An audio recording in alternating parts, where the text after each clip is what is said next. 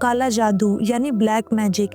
इसकी कहानियां तो आपने बहुत सारी सुनी होंगी, लेकिन जो कहानी आज मैं आपके लिए लेके आई हूँ ये सच्ची घटना पर आधारित है, जो कि टर्की की एक फैमिली के साथ घट चुकी है। इसलिए इसे एंड तक जरूर देखना। कहानी की शुरुआत में हम एक शैमन को बहुत ही खतरनाक काला जादू करते हुए देखते हैं कि तभी उनके पास इरमा और वुलन नाम की दो बहनें आती हैं। इरमा असल में एक लड़के गालन से प्यार करती थी और वो उसे किसी भी हालत में पाना चाहती थी, चाहे उसे काले जादू का ही सहारा क्यों न लेना पड़े। उसकी छोटी बहन वुलन जो काफी डरी हुई थी, वो उसे यहाँ से वापस चलने के लिए कहती है, पर इरमा उसकी एक नहीं सुनती और शैमन से कहती है कि मैं इस लड़के से बहुत प्यार करती हूँ और ये कोई और नहीं बल्कि हमारा रिलेटिव है, यानी मेरी मौसी का लड़का है।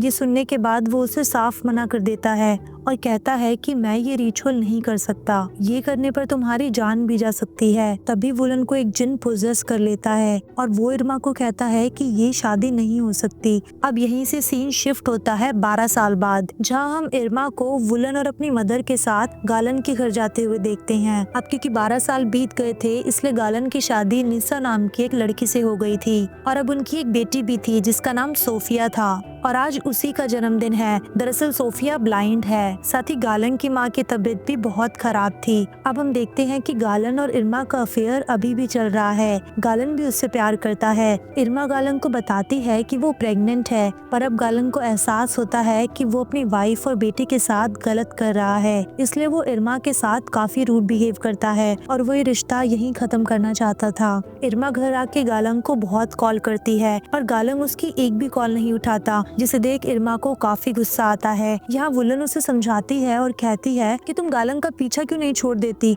अब वो तुम्हारा नहीं हो सकता। तुम अच्छे से जानती हो कि अब उसकी एक फैमिली भी है। लेकिन इरमा उसे गुस्से में डांट कर अपने कमरे से बाहर कर देती है। इरमा को बहुत गुस्सा आ रहा था क्योंकि कभी गालन भी उससे बहुत प्यार करता था और उसने उसके साथ जीने मरने तक की कस्में खाई थी, लेकिन गालन की मदर ने उसकी शादी निसा से करवा दी और गालन कुछ नहीं कर पाया। गुस्से में अब इरमा गालन की वर्कशॉप पर पहुंच जाती है और उसे अपने बच्चे को एक्सेप्ट करने को कहती है, लेकिन यहाँ पे भी वो उसकी एक बात नहीं सुनता और उसके साथ बहुत रूड बिहेव करता है। इरमा गुस्से में वहाँ रखा चाकू उठा लेती है। इससे पहले वो गालन पर हमला करती, गालन उसे धक्का दे देता है, जिसकी वजह से इरमा का वहीं मिसकैरेज हो जाता है। अब गालन उसको फटाफट हॉस्पिटल लेके जाता है और जब इरमा होश में आती है तो गालन से कहती है कि तुम्हारी वजह से हमारा बच्चा खत्म हो गया। अब यहाँ गालन फिर उसे समझाता है कि अब हमारा कुछ नहीं हो सकता, लेकिन इरमा तो जैसे उसकी कोई बात सुनने के लिए तैयार ही नहीं थी। वो उसे कहती है कि तुमने मुझसे प्रॉमिस किया था कि तुम हमेशा मेरे साथ रहोगे। उसकी ये बात सुनकर गालन को गुस्सा आ जाता है और वो उस पर कुछ पैसे फेंक कर वहाँ से चला जाता है। इरमा अब ये जान चुकी थी कि अब वो कभी वापस नहीं आएगा, उसने अपना सब कुछ खो दिया था। वो यहाँ जोर जोर से चिल्लाती है और अब ये ठान लेती है कि वो गालन को बर्बाद करके रहेगी। रास्ते में गालन को एक इमाम मिलते हैं। वो उसे सोफिया का गिफ्ट देते हुए कहते हैं कि तुम्हारी फैमिली से मस्जिद में प्रेयर करने कोई नहीं आता, तुम्हें यहाँ इबादत करने आना चाहिए, क्योंकि इबादत करने से हमारे ऊपर आने वाली सारी मुसीबतें टल जाती हैं। गालन घर पहुँचता है और क्योंकि अब वो काफी थक चुका था इसलिए सो जाता है। इतने में सोफिया उसके पास आती है और अपनी दोनों आंखें निकालकर गालन से कहती है कि पापा अगले बर्थडे गिफ्ट में आप मुझे आंखें ही गिफ्ट करना। उसका एक खतरनाक चेहरा देखकर गालन की आंख खुल गई और हमें पता चलता है कि वो सपना देख रहा था। इसके बाद वो सोफिया के पास बैठकर अपना पास्ट याद करने लगता है कि जब सोफिया पैदा होने वाली थी तो वो निसा का बिल्कुल ध्यान नहीं रखता था और ना ही उसे टाइम पे हॉस्पिटल ले जाया करता था,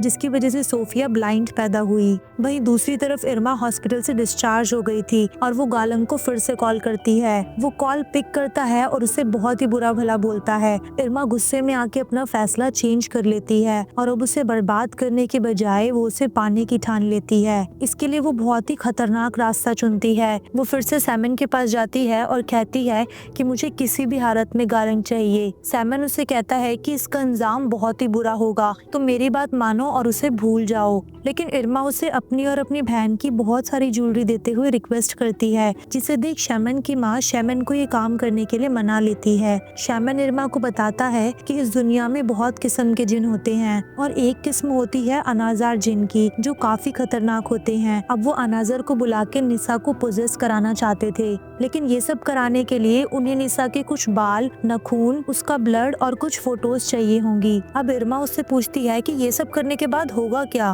तो शैमन उसे बताता है कि आने वाले 5 दिन निसा के लिए बहुत खौफनाक होंगे, क्योंकि आने वाले इन 5 दिनों में निसा और उसके सारे रिलेटिव्स मारे जाएंगे। अब ये सुन के इरमा को सोफिया की टेंशन होती है, क्योंकि उसके साथ उसकी अच्छी खासी बॉन्डिंग थी। पर शैमन उसे कहता है कि जब तुम्हारा बच्चा मरा था, जब किसी ने तुम्हें नहीं पूछा, तो तुम उसकी इतनी टेंशन क्यों ले रही हो? इसके बाद इरमा गालंग के घर जाती है और सारी चीजें इकट्ठी कर लेती है। रात होते ही शैमन रिचुअल करना स्टार्ट करता है। उसने ये रिचुअल करने के लिए काफी सारे जानवर और मरे हुए लोगों के पार्ट्स का यूज किया था। काफी देर प्रेयर करने के बाद जिन वहां आ जाता है।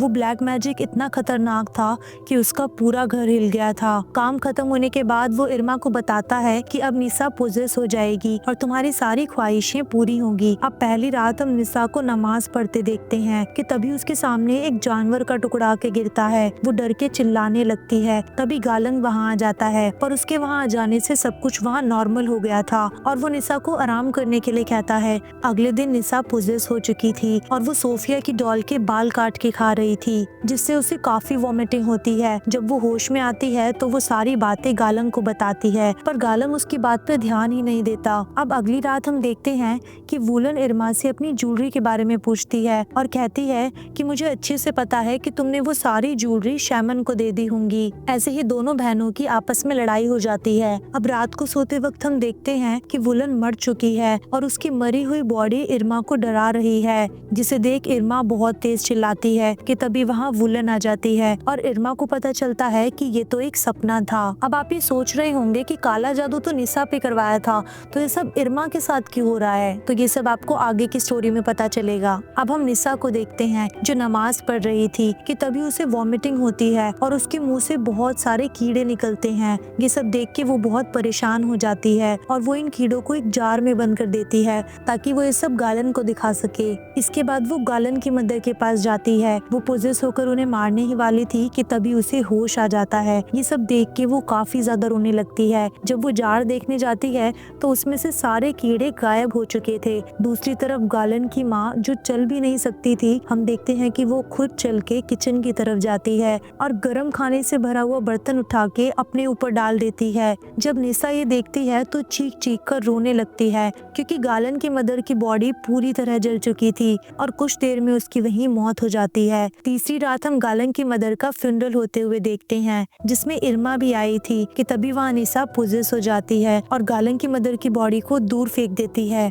ये सब देख के सारे काफी ज्यादा डर जाते हैं, लेकिन इरमा काफी ज्यादा खुश थी। अब इमाम हल्का फुल्का एग्जॉर्सिज्म करके निसा को ठीक कर देता है, लेकिन वो जान गए थे कि किसी ने जानबूझ के इविल जिन को यहाँ बुलाया है। निसा को सुलाकर गालंग भी सोने चला जाता है। तब उसे भी डरावने सपने आते हैं जिसमें वो खुद को मरा हुआ देखता है। अगली सुबह वो इमाम के पास मदद मांगने जाता है तो वो गालंग को बताते हैं कि निसा पर किसी ने काला जादू करा है और जिस जिन को बुलाया गया है वो काफी ज्यादा खतरनाक है। वो गालंग को होली वाटर देते हुए कहते हैं कि हमें निसा पे एक्सॉर्सिज्म करना होगा और तुम निसा को मस्जिद के पीछे वाले हॉल में ले आना। जब गालंग घर जाता है तो उसे निसा की चीखें सुनाई देती हैं। असल में निसा को गालंग की मॉम की आत्मा डरा रही थी। गालंग जल्दी से निसा के माथे पर होली वाटर लगा देता है, जिसकी वजह से निसा को बहुत दर्द होता है। उसकी ये हालत देखकर गालंग को बहुत बुरा लगता है, क्योंकि अब इस दुनिया में निसा और सोफिया के अलावा उसका कोई भी नहीं था और वो उसे खोने से बहुत डर रहा था। वो निसा को सुलाने के बाद रेडियो पे कुरान चला के वहाँ से चला जाता है, लेकिन उसके जाते ही रेडियो बंद हो गया और निसा को फिर से जिन ने पोजेस कर लिया। अगले दिन हम इरमा की मॉम को देखते हैं जो गालंग की मॉम की सिस्टर है। वो अपनी बहन के मरने के बाद पागल हो गई थी और वो बहुत सारे कांच के टुकड़े खा लेती है,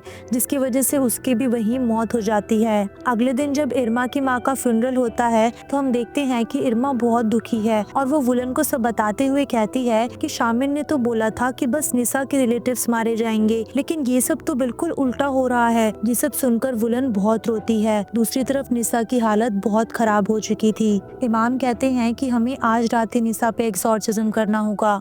अब इरमा गालंग को भी आके सारी बातें बता देती है। ये जानकर गालंग इरमा को बहुत डांटता है। अब आखिरकार 5वीं रात भी आ जाती है जो सबके लिए काफी खौफनाक होने वाली थी। हम इरमा को देखते हैं जो शैमन से मिलने जा रही थी, पर तभी वो जिन वुलन को पोजेस कर लेता है और इरमा से कहता है कि तुम भी आज मारी जाओगी, और वो खुद पेड़ पर चढ़कर वहाँ से कूद जाती है जिससे उसकी भी मौत हो जाती है। ये सब देख के इरमा बहुत डर गई थी। वो शैमन के पास जाना चाहती थी ताकि वो ये सब रोक सके। दूसरी तरफ निसा का एग्जॉर्सिज्म भी शुरू हो जाता है, पर वो जिन इतना ताकतवर था कि वो वहाँ के सभी लोगों को मार देता है। इरमा शैमन को बहुत ढूंढती है पर वो उसे कहीं नहीं मिलता। अब हम देखते हैं कि जिन इरमा को पोजेस कर लेता है जिससे उसकी पूरी बॉडी मुड़ने लगती है और वो वहीं खत्म हो जाती है। निसा अब आके गालन को मारने ही वाली थी कि तभी इमाम वहाँ आके उसे बेहोश कर देते हैं, लेकिन उसे बेहोश करने के बाद वो देखते हैं कि वहाँ सारी चीजें वैसे ही चल रही थी कि तभी गालन की नजर सोफिया पे जाती है और यहाँ हमें पता चलता है कि इरमा जो काला जादू निसा पे करवाने गई थी वो उस पे हुआ ही नहीं था, वो तो सोफिया के ऊपर हो गया था, क्योंकि इरमा ने जो सैनिटरी पैड और बाल वगैरह बाथरूम से उठाए थे वो निसा के नहीं बल्कि सोफिया के थे, और यही वजह थी कि सोफिया के सारे रिलेटिव सब मारे गए जिसमें इरमा की फैमिली भी शामिल थी। अब वो गालंग को भी मार डालती है। इमाम जब सोफिया पे एग्जॉर्सिज्म करते हैं तो ये एग्जॉर्सिज्म काम कर जाता है और जिन सोफिया की बॉडी छोड़कर चला जाता है। अगर इन्हें पहले ही पता चल जाता कि काला जादू सोफिया पे हुआ है तो ये कई जाने बचा सकते थे। कहानी के आखिरी सीन में हमें दिखाया जाता है कि निसा जिंदा है और हॉस्पिटल में एडमिट है। जब उसे होश आता है तो सोफिया उसके पास आती है और जिन ने उसे अभी भी पोजेस कर रखा था, यानी अब वो अपने सबसे क्लोज रिलेटिव यानी अपनी माँ को मारने वाली थी। और इसी के साथ ये मूवी यहीं पे खत्म होती है। अगर आप इसके बाकी पार्ट्स की एक्सप्लेनेशन भी चाहते हैं तो मुझे कमेंट सेक्शन में ज़रूर बताना। जल्द ही मिलते हैं एक अगली वीडियो के साथ, तब तक के लिए गुड बाय।